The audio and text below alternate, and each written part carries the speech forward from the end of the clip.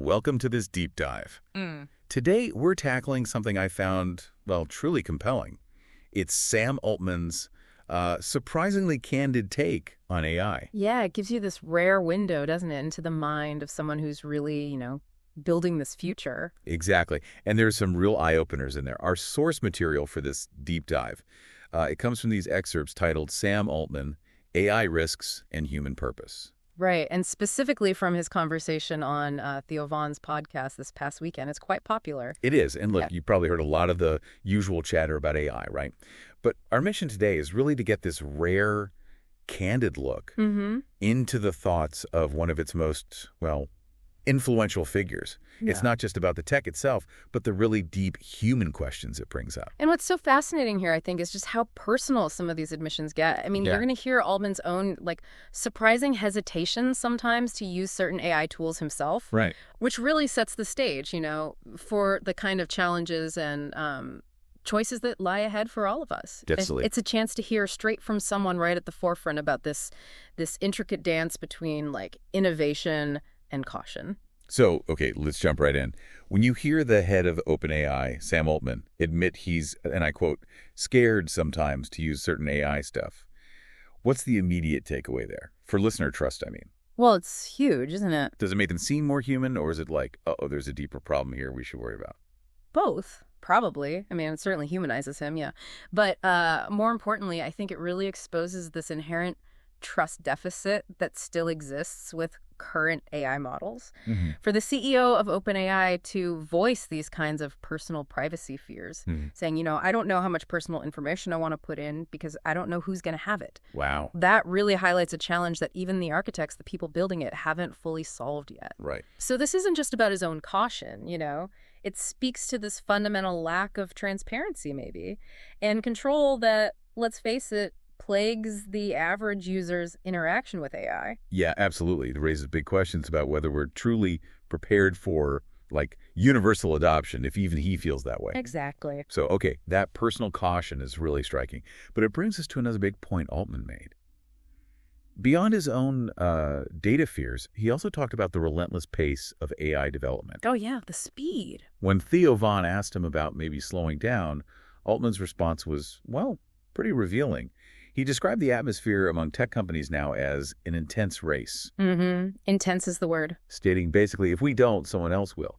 It almost sounds like this unavoidable, maybe even reluctant competition. It really does. And it underscores these competitive dynamics that are just driving AI development like crazy right now. Yeah. It's not just, a simple commercial rivalry. Altman seems to view these developments as defining moments in technological and human history. Which is a huge statement. It is, and it raises this important question. If slowing down isn't really an option, then how do we make sure the future of AI stays in the hands of those who are, most conscious of its potential impact? Rather than just whoever gets there fastest. Exactly. How do we prevent it from slipping away? Because the pace is dictated by this global competition, making it a really high-stakes scenario. It really does feel that way. And then, of course, there's the question that inevitably comes up in every single conversation about AI. Jobs? What about jobs, right? Right. How will people survive? The source material shows Altman didn't shy away from that at all. No, he tackled it head on. He acknowledged the significant disruption AI could bring, including, job losses. It makes you wonder, what would we do if our current roles were just gone, automated? That's the million-dollar question, isn't it? Or maybe $1 trillion now. Probably. And while he definitely recognizes the immediate, and let's be honest, challenging impact of automation, the potential loss of livelihood, Altman's vision sort of pivots. It pivots towards a future where AI might actually redefine our purpose.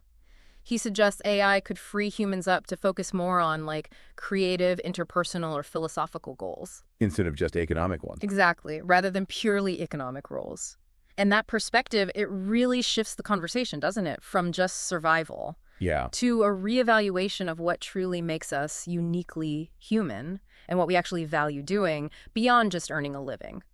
That's a truly profound idea, actually. Yeah. And it leads to this very poignant quote from him that really stuck with me. Which one was that? He said, even in a world where AI is doing all of this stuff that humans used to do, we're going to find a way in our own telling of the story to feel like the main characters. That's powerful. It is. It feels both hopeful but also like a bit of a challenge, It puts the onus back on us to craft that narrative. You've really hit on something crucial there. It is an optimistic outlook, right? It acknowledges the disruption, sure, but it emphasizes our capacity as humans to adapt and find new kinds of meaning. Altman's vision is almost, utopian in a way, suggesting human agency even in a world increasingly defined by AI. But there's a catch. Well, the challenge, as you said, lies in that transition, which he admits himself will be difficult. Right. Not overnight. Definitely not.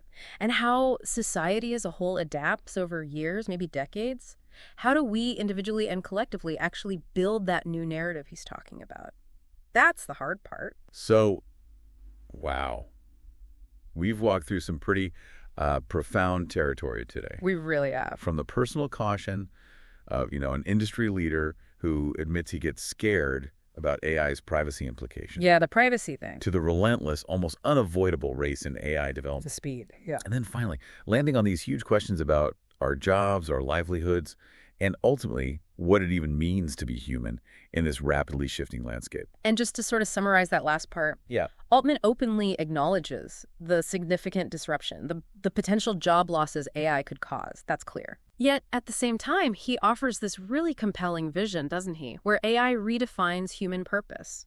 It allows us to pivot towards those creative, interpersonal, or philosophical goals, moving beyond just the purely economic roles. It's about refining our narrative, as you said. Exactly. Finding our story again. And as we just discussed, that sentiment, that quote, it truly resonates. Even in a world where AI is doing all of this stuff that humans used to do, we are going to find a way in our own telling of the story to feel like the main characters. Right. Which leaves us, and you listening, with a really provocative thought to mull over, I think. Okay, let's hear it. What does it truly mean for us to feel like the main characters in a future that's so deeply shaped by powerful AI? How might you personally envision finding your own purpose, your own narrative, in a world where machines are handling tasks we once considered uniquely human? That's a big one. It is. And what new frontiers of creativity or maybe connection might this actually unlock for you? Something to think about.